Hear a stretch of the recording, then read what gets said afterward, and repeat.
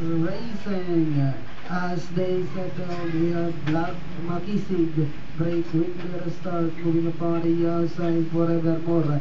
New Golden City, one dashing down the outside, Diamond Duchess by the Royal Black Label, then followed by Sipepay. Zolignon comes next, then moving up now is entry number 5, caught in the edge, Fairhaven, while Social Eros is in behind them. Another part earlier, Diamond Duchess.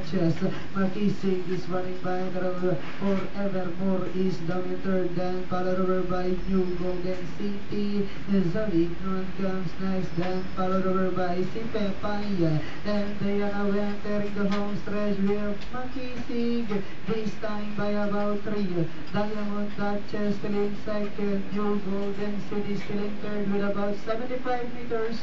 We have Makisig by about 3, and finally Makisig second close between New Golden City and Diamond Duchess. Then comes Forevermore. At meron nga tayong photo for second between 3 and 10. I should take a good look on number 4 horse, Makisig.